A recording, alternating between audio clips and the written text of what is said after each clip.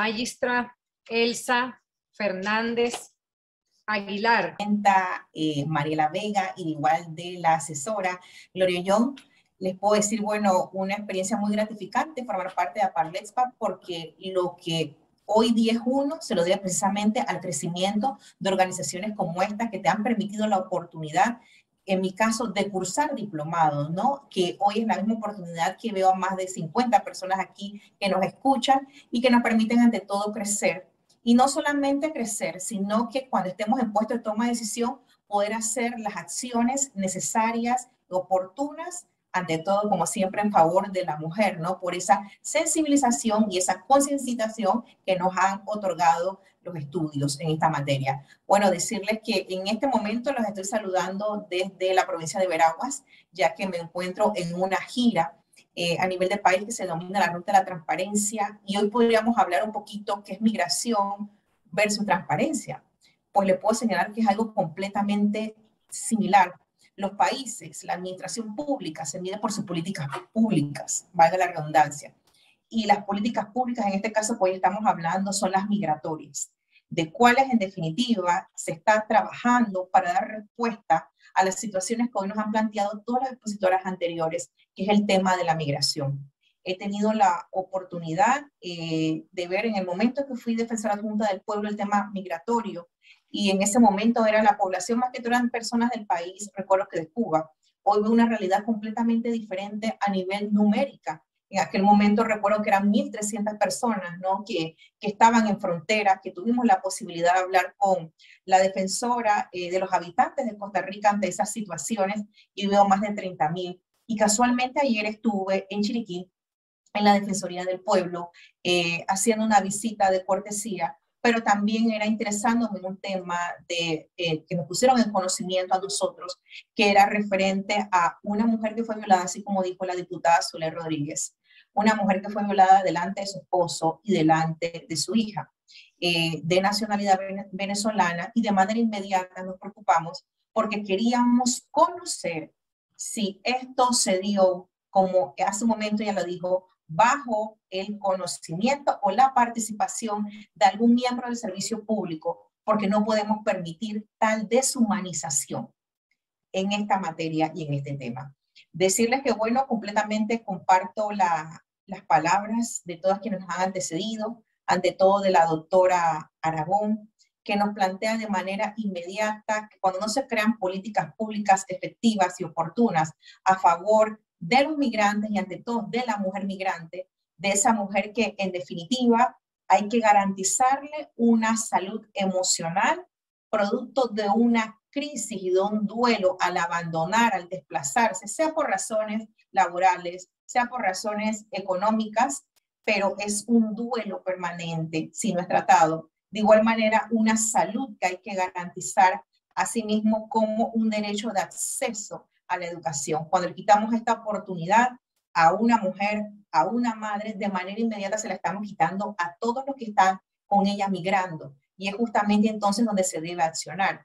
De igual manera sabemos que la situación de los migrantes cuando adquieren la posibilidad de refugio es un poco no complejo, ya que se le impide el trabajo, y en donde no hay economía, sabemos que definitivamente no hay progreso, porque la calidad de vida se deteriora, no solo de ella, sino que de igual manera, ¿no? De todos los miembros que la acompañan. Son muchos los aspectos que aquí pudiéramos señalar de políticas públicas que tienen que ser efectivas y oportunas, a como dijo la primera expositora, ante el derecho humano, que es la migración. Y un derecho humano que definitivamente tenemos que garantizar.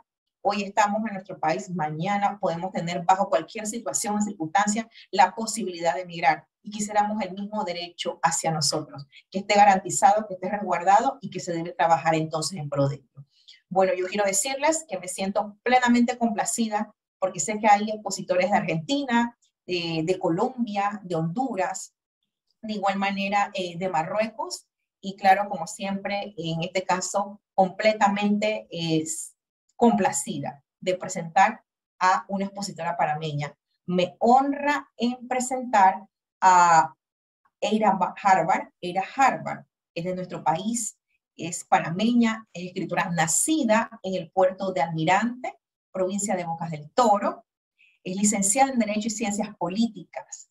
Es máster en Género y Desarrollo. Ha trabajado en protección internacional, especialmente para la atención de población de mujeres refugiadas en Panamá, así como en la cooperación técnica y asuntos internacionales del Instituto Nacional de la Mujer, donde realizó su gestión del 2015 hasta el 2019. Aparte de esto, ella ha publicado poesía y es una poetisa definitivo, y sus poesías se han denominado Paraíso Quemado, Espejos y Donde Habita el Escarabajo. Esto ha sido en el transcurso del 2002 al 2014. De igual manera, incursionado en el género cuento, y aquí ha hecho la publicación, el libro de minificción No está de más, es su título. Asimismo, en la literatura infantil y juvenil, Cuentos para el Planeta, ha hecho aportes de igual manera. Y su trabajo literario se encuentra en estudios y antologías nacionales, asimismo como internacionales, y ha sido reconocido en varios premios nacionales en poesía y literatura infantil, juvenil. Entre ellas le quisiera compartir y mencionar Antología de Poesía Panameña, que incluso fue traducida al ruso. De igual manera, Trilogía Poética de las Mujeres en Hispanoamérica, Pícaras, Místicas y Rebeldes. De igual manera, Muestra Poética en Inglés en Revista Literaria de la Universidad de New York. En Centroamérica, en las revistas El Escarabajo de El Salvador, Que mi voz estalle, Poetas Centroamericanas, y en la revista 400, Elefantes de Nicaragua. Poemas de su autoría serán publicados en Antología de Poetas Latinoamericanos de la editorial Siglo XXI de Perú, entre muchos otros. Entonces me honra presentarle a ustedes a una lideresa comprometida en materia de género y que definitivo sus conocimientos, su talento, su capacidad lo ha podido entonces su conocimiento, su talento, su capacidad, lo ha podido entonces. Vaya. Doctora Era Harvard, bienvenida. Muchísimas gracias, doctora Elsa. Mi saludo y cariños hasta Veraguas. También felicitar a la Parlexpa por esta iniciativa, a la presidenta Mariela Vega, al equipo y a las compañeras del diplomado que están asistiendo esta noche. Y yo quisiera, con un especial énfasis, darle un aplauso a Gloria Young por impulsar este foro. Y tengo que admitir, confieso, que no sé cómo lo hace. Tiene una energía, una fuerza y una voluntad a toda prueba y en marcha. Comentarles también que esta ponencia que se va a leer es el resumen de un trabajo más extenso que será publicado, y aquí se esbozan algunos de los aspectos más importantes. Comparto la diapositiva entonces. Me indican si se está viendo, Gloria. Se ve perfecto. Muy bien. Sale en la primera. Muy bien, vamos a ampliarlo un poquito. Vamos, que desde acá no puedo ver. Esta ponencia que se llama Por los caminos del arraigo en la poesía de las mujeres panameñas y su relación con el exilio y la migración. En el actual contexto de una inimaginable dinámica migratoria en todas partes, de manera descriptiva vamos a presentar las huellas de dichas experiencias en la poesía de las mujeres panameñas en el siglo XX y XXI, que han dejado el país voluntariamente o exiliadas, cuyas vidas y obras han estado estrechamente tejidas a importantes hitos históricos que configuran la identidad nacional. La primera mención necesaria habla del arraigo. Y aquí reitero, si se está viendo la imagen de Amelia Denis de Icaza, 1836-1911. Amelia Denis de Icaza es una poeta romántica ismeña, vivió hasta el final de sus días en León, Nicaragua, y es conocida por ser la primera mujer poeta en la historia de la literatura panameña. Denis de Icaza escribe en 1909 un poema titulado Al Cerro Ancón. El poema pronto se convierte en un símbolo de la soberanía mancillada luego del tratado internacional que daba parte del territorio panameño a los Estados Unidos de América. Su canto, dirigido al simbólico cerro de la ciudad capital panameña, inicia con el desamparo de esa enajenación, y ha cambiado la diapositiva, que dice: ya no guardas las huellas de mis pasos, Ya no eres mío, idolatrado Ancón. Y el sentimiento de pérdida del espacio nacional se coloca allí también, mostrando esas manos ajenas. ¿Qué se hizo tu chorrillo? Su corriente al pisarla un extraño se secó. Su cristalina, bien hecho fuente, en el abismo del no ser se hundió. Si bien frecuentemente la historiografía literaria nacional define al bardo panameño Ricardo Miró como el poeta nacional que identifica esos primeros años republicanos por su poesía dirigida a la patria distante en 1909, más recientemente estudiosas del feminismo han considerado que lo testimonial en Amelia Denis convierte el poema citado en un verdadero manifiesto político a la manera femenina, probablemente por ser la escritura una de las pocas posibilidades de actuación pública para una mujer en esos años. Desde la mirada feminista se ha señalado, y cito, no hay nada en sus versos, nada que no sea cotidiano, nada distinto a la existencia de las personas corrientes, nada heroico, tan solo sentimientos compartidos por las personas de su época y por las generaciones siguientes. Los versos al Cerro Ancón hablan de las raíces nacionales de la poeta, afincadas a la sombra de su irrenunciable tierra. Al interior del poema pueden hallarse despedazadas y dispersas las remembranzas del árbol conocido, el recuerdo del nombre grabado en su tronco, la evocación de los sueños confiados a la brisa del país de dos mares, como diría en su poema, la reina de dos mundos, Panamá. La segunda mención necesaria es el exilio. Con Diana Morán Garay, 1932 a 1987. La escritora panameña Elsie Alvarado de Ricord advirtió que Diana Morán, y cito, era la única poetisa lanzada al exilio, despojada de la patria, como señalaba ella en sus versos, lo cual es un indicio del cúmulo de valores que ella encarnaba. Cierro cita. Cuando era dirigente de la Asociación de Profesores de Panamá, pasó mes y medio en prisión y luego fue expulsada del país. Diversos escritores han hablado de su calidad humana, sus ideales nacionalistas, la función social y la verticalidad de su lucha como ejemplo de insumisión contra la opresión militar panameña. Si se deja ver el poema en este momento, su poema Soberana Presencia de la Patria, escrito en 1900, o referido al 9 de enero de 1964, señala la fecha histórica en la que panameños fueron asesinados por tropas norteamericanas. Habla de la dolorosa urgencia por la muerte injusta de una generación estudiantil inerme que se definía por su carácter nacionalista y la aspiración irresuelta de recuperar las áreas canaleras. Un fragmento del mismo revela el coraje, la voz de rabia, y es lo que estamos viendo en la diapositiva. Yo tengo que gritar, dice el poema. Mis muertos son vivas sembraduras, ataúdes que nutren la esperanza con el ritmo ascendente de la lucha. En las cuencas de rosa revientan las espigas, en la espalda de Ascanio se arman las legiones, los fémures de Alberto, Teófilo y Rogelio son astas invencibles otra vez en el muro. Los ojos de Ricardo, los labios de Rodolfo, las células de Víctor, los dedos de Carlos. Todos son jóvenes estudiantes asesinados por el ejército norteamericano en Ciudad de Panamá en la gesta histórica de 1964.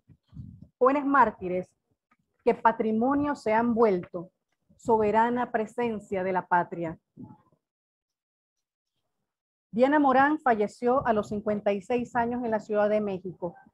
Su poema, Cuando muera, es una petición para volver a su tierra, necesaria e irrenunciable al momento de su muerte. Algo de ese fragmento está ahorita en la diapositiva. Cuando digan hasta luego las luciérnagas finales que me verdilumbran, devuélveme a la lengua de la llama primera que me trajo. Y allí junto a las aguas que los barcos dividen, lanza este polen a la boca del aire.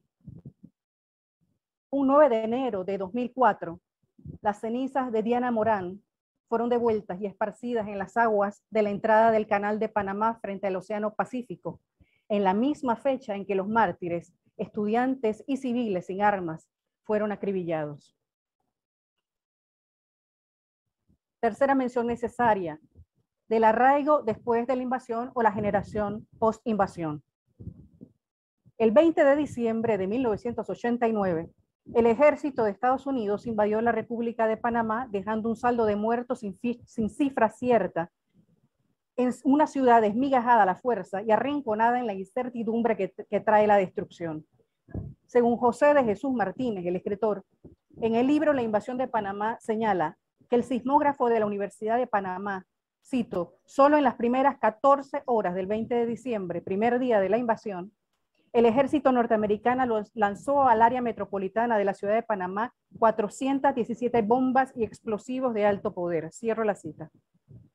A diferencia de la épica confrontación entre estudiantes panameños y la milicia norteamericana en la llamada gesta heroica de 1964 citada, Panamá no rompió relaciones diplomáticas con los Estados Unidos en 1989-90, ni el Estado acuerpó la exigencia de resarcimiento a los civiles, ni siquiera se declaró al 20 de diciembre un día de mártires.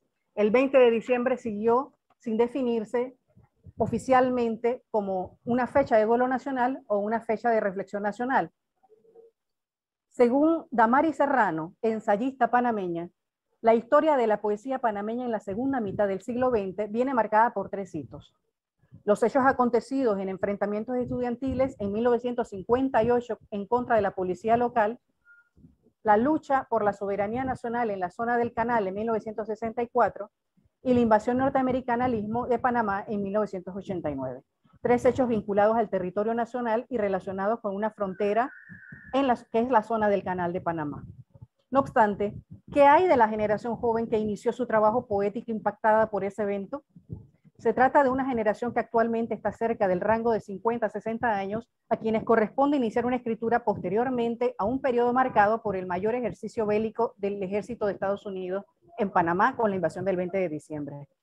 Una revisión de esta naturaleza no puede limitarse a escuchar las voces de quienes permanecieron en Panamá en la década de los 90, sino que también tiene que ser rastreado en el canto de quienes en aquella temprana juventud tuvieron que salir del país. Por consiguiente, es necesaria una lectura contrastada de ambos casos, quienes se quedaron y quienes se fueron.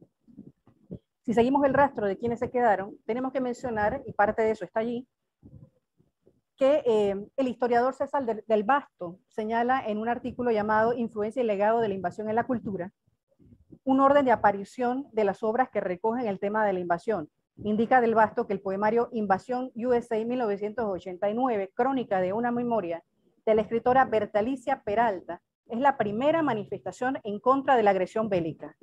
Le sigue este documento el relato 20 de diciembre de 1989, La invasión, del poeta Manuel Orestes Nieto, publicado en la revista cubana Casa de las Américas en los primeros meses de 1990. Posteriormente, la primera antología de poesía que trata el tema fue La voz aún no quemada. A ver si estamos sintonizadas, Gloria. La voz aún no quemada, publicada en 1990. Carlos Fon señala, que es un ensayista y escritor panameño, señala que fue una edición sin estudio o prólogo. En sus casi 24 páginas, las poetas Bertalicia Peralta, Consuelo Tomás, Gloria Young, Moisés Pascual, Roberto López y Ramón Oviero publicaron versos para una patria vejada. Durante estos años, escritores de diversos géneros literarios se dedicaron a la incansable tarea de recuperar testimonios.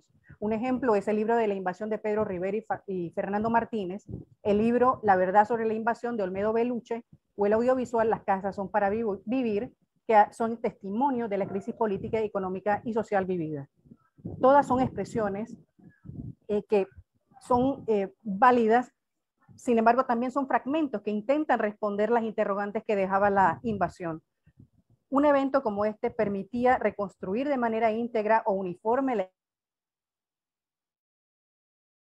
Como dijeran Pedro Rivera y Fernando Martínez en una entrevista concedida al diario La Prensa en 2014 con relación al libro de la invasión, y cito, la objetividad no existe en un mundo en guerra. Todo enfoque sobre la realidad es sensorial, angular, cultural, casual y temporal. Están entonces esos jóvenes que se quedaron y están marcados por ser una generación con un evento vital que los une, la invasión norteamericana, que es un sello de parentesco para esa juventud que conoció la violencia bélica. Es un grupo que además tiene una vinculación a grupos literarios, llámese talleres, espacios de encuentro post-invasión, muchos de ellos universitarios en los años 90. Y si bien hubo otros como grupos universitarios como Atabal, El Grupo y Umbral, yo quiero mencionar uno de ellos que fue el taller José Martí, que lo voy a mencionar brevemente. Convocado como un taller de poesía por el poeta Héctor Collado entre 1992 y 1993. Collado había perdido su casa en la invasión, sus papeles, fotografías, memorias se habían perdido y fue el hacedor de ese espacio de taller en ese momento histórico. El poeta se refiere al taller José Martí como un cónclave en donde, cito, algo ocurrió, algo que comenzó en aquel espacio sigue ocurriendo. Esta generación experimentó el sentimiento de pérdida al interior de la patria de origen. Collado diría después, cito, el siglo XXI había comenzado para Panamá en 1989 y cada uno enfrentó sus miedos y sus demonios como pudo. Cierro cita. Están por otro lado las jóvenes que partieron, la poesía para el retorno, y es a la que me quiero referir. Se trata de mujeres poetas que coinciden cronológicamente con el periodo seleccionado y cuyo trabajo crece o creció en el extranjero, es menos visible, por tanto, o casi invisible muchas veces a la luz de la historia literaria local. Las poetas que estamos eligiendo para el retorno y esbozar esta línea de trabajo son B.B.P. Betancourt o Ariadna García Rodríguez y María Angélica León Rux, Venezuela, Panamá.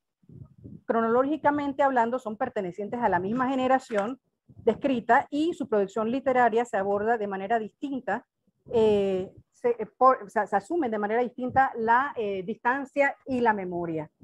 B.B.P. Betancourt, cuya vida transcurre entre América y Europa, en su libro Abrazos de una nariz sin olfato, 2012, procura un retorno a través de un seudónimo que exalta la genealogía materna y la enramada a un tronco femenino procedente de clase trabajadora del campo de Coclé, provincia agricultora en Panamá. En la selección titulada Saldo de Abrazos se encuentra un agradecimiento in memoriam a nombres del origen y del tránsito, el deseo de estrecharse al regreso y no perder el camino de vuelta. El poemario es un viaje deslocalizado de tierra alguna, poemas nómadas que buscan en ocasiones proscribir el acto de recuerdo o bien cohabitan en la eterna noche anclada de la ausencia. Elegimos los poemas Padre y Zodiaco. En Padre hay una desconexión del pater, pero también de la patria distante, tan invisible como mano que no se acerca a larga distancia internacional y a quien se cuestiona. Dinos hoy quién eres para decirte lo que hemos sido. El poema Zodiaco, a través de sus versos, habla de grandes cangrejos azules, sucios de mar y de olvido. No hay luna que mitigue las penas, ni astro que se los beba, porque las cartas dictan el castigo, porque las estrellas están en huelga, señalando el signo de Cáncer. Como dijo el crítico dominicano Víctor Vidó, aquello es signo de enfermedad. Cito, las cartas dictan el castigo, el futuro, sin que las estrellas puedan hacer nada al respecto. O bien, diríamos nosotras, esta es otra forma de nombrar la muerte. María Angélica León Rux es una poeta panameño-venezolana que dedica su poemario La paciencia del oscuro en 2003 a madre y abuela, a quienes con el mismo nombre, Blanca, designan el camino de la obra y de los dolores, porque el dolor usa un traje de pobreza, la paciencia del oscuro. La memoria de la niebla es abismo y silencio en la ausencia, tal como dice el poema que titula el libro. Tirana memoria, ¿qué fruto me dejas para el día? El silencio de una voracidad blanca. La memoria tan blanca en la lejanía anhela un mundo blanco para mirar desde allí el verde, como nunca el verde ha brillado. Yo he deseado un cuarto con vista al prado de una blanca levedad, capaz de espantar la oscuridad y curar la distancia y la extrañeza. León Rux tuvo una experiencia en el núcleo asociativo para la creación literaria al participar en talleres como el de María Antonieta Flores y el de la Casa de Letras Andrés Bello en Venezuela. La aproximación de Betancourt está configurada por su formación en literatura y estudios culturales, lo que le permitió búsquedas personales desde sus inicios. Insoslayable en ambos casos es la temática materna y de un lugar emocional que mira escombros tanto como esperanzas. La noción de hogar en ambas es clave y en ella cabe la nostalgia.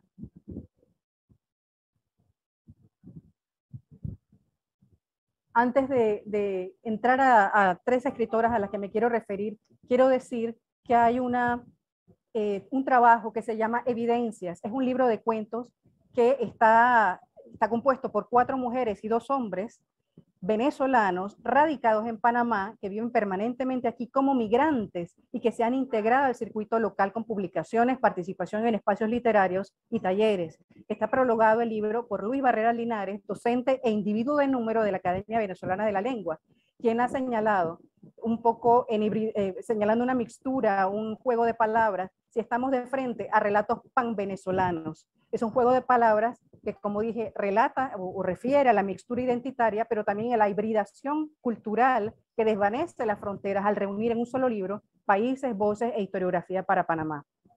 No es un libro que matice, denuncia o menciona el desarraigo, pero es curioso que los personajes se mueven por el miedo, la obsesión, la incomunicación por la mudez o por el internet o la adolescencia como extranjería en sus personajes.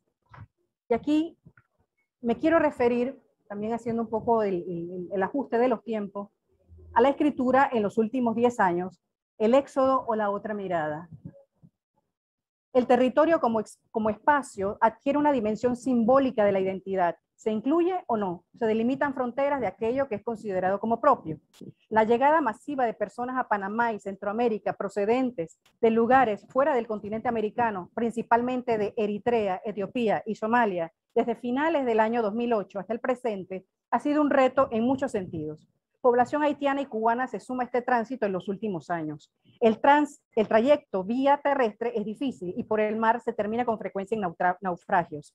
Los migrantes cuentan dolorosas historias de su camino hacia el norte, de las trochas fustigadas por la selva o de la violencia de los asaltantes en el llamado Tapón del Darién, barrera natural ubicada entre Panamá y Colombia.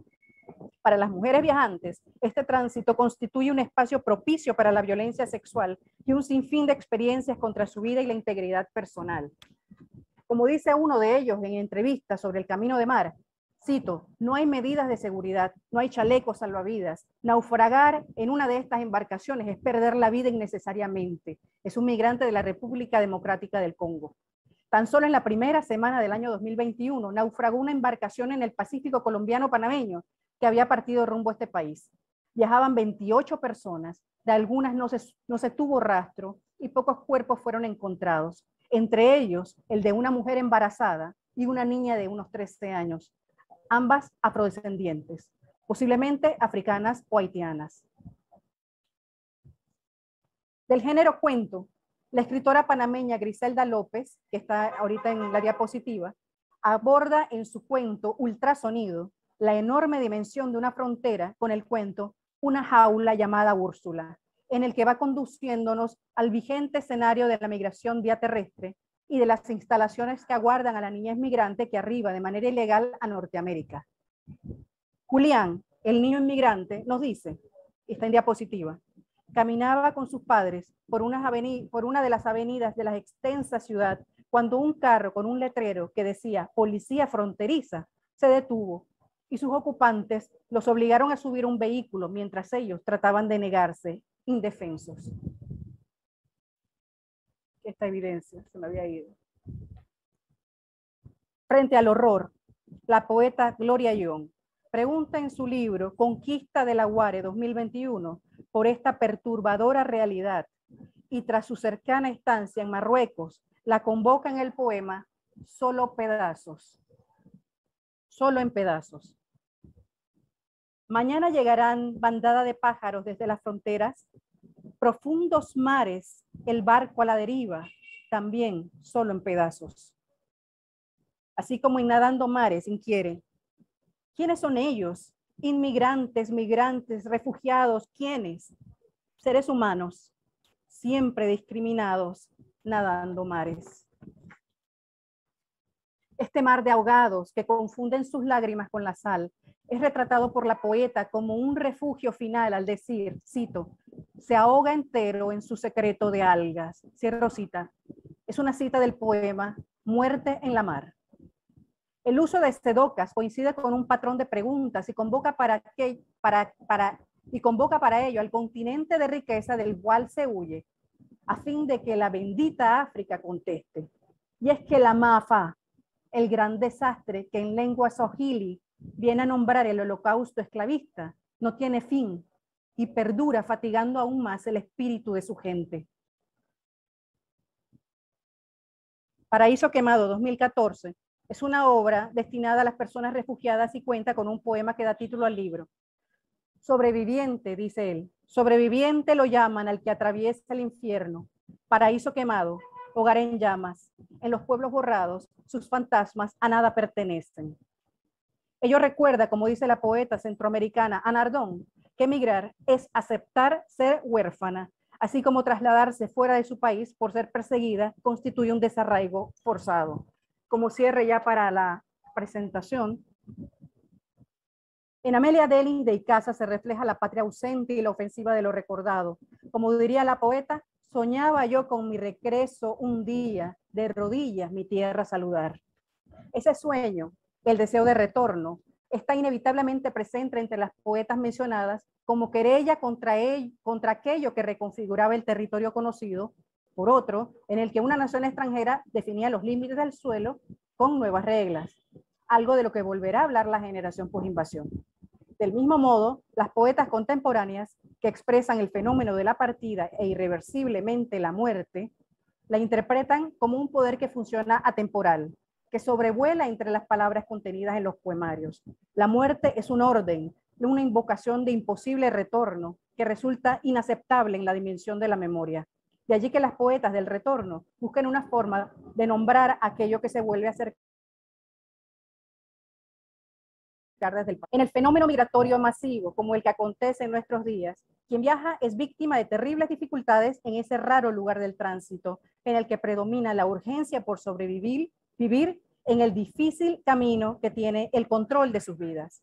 El camino es quien controla el presente y es el protagonista que se destaca de frontera a frontera hasta llegar al destino. La dimensión del espacio se sobrepone a la noción del tiempo. Ante el advenimiento de nacionalismos que condicionan la protección de las fronteras, el fantasma del extranjero se clava como revelación en un espejo donde las inequidades y las injusticias quedan plenamente visibles, pero también expone nuestros vacíos e indiferencia y también nuestro miedo a que mañana tengamos que hacer ese mismo trayecto por un pavoroso campo en el que ya no queda espacio para el arraigo ni tiempo para la nostalgia.